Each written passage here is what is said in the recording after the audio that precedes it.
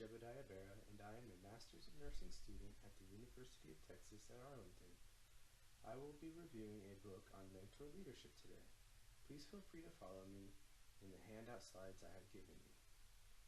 The book I chose is titled The Mentor Leader: Secrets to Building People and Teams That Win Constantly. This book was written by Tony Dungy, who is a very accomplished and successful NFL coach and player. He has learned much from the leaders he has encountered during his 30-plus years in football. He has had mentors in his life and, in turn, has mentored others as well. He has also had a great start to his new career in broadcasting, where he has had to learn all over again and is constantly being mentored by those that he works with. Tony wrote this book to show that even though our culture fosters the idea of a kill or be killed mentality, there is a better way to be a leader. This way is called a mentor leader. The premise to this is that you concentrate your efforts on helping others in your organization become better leaders, and by doing so, your organization as a whole ends up better. He explains how by following his plan, the leader will feel accomplished and more excited to be a leader as you see your subordinates flourish as leaders themselves. This book also lays out the game plan for how to start being a mentor leader and what steps to take throughout the process. The target audience for the book is everyone who is looking to lead other individuals. Not only lead them, but to help them and encourage their growth more than your own. There are many strengths and weaknesses which can be identified in this book. One of the strengths is how the author demonstrates how this practice can be applicable in real-life situations. Another strength is how he draws from multiple experiences he has had as both a mentor and a mentee. A weakness to the book is how many of his examples and applications are reflected only in sports. This is only a downfall if you take it at face value, though.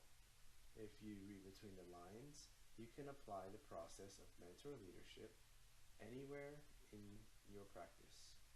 Another of the downfalls is how there is not a lot of actual steps or plans in place on how to begin practicing being a mentor leader.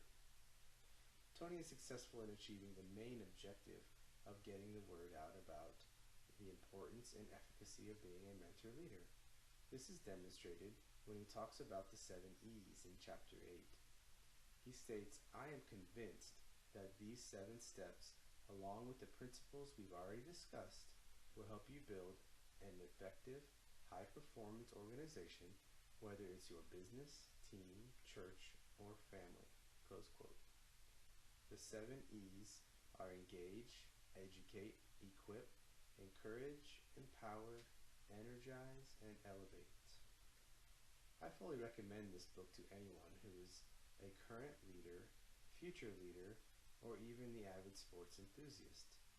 Current leaders will benefit because they can evaluate how they lead and determine if it is effective and whether or not they want to try something different than the norm.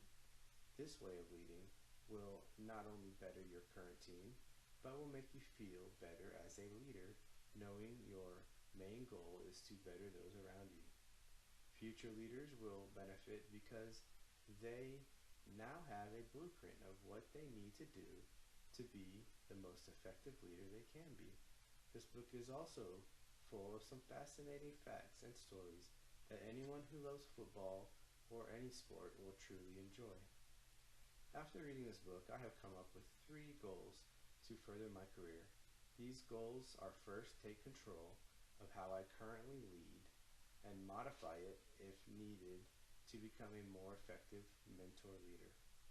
Second, I want to educate everyone around me to become mentor leaders on their own and encourage them to read this book to find out how.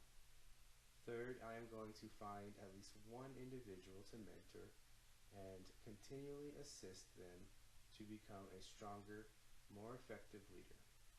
Thank you.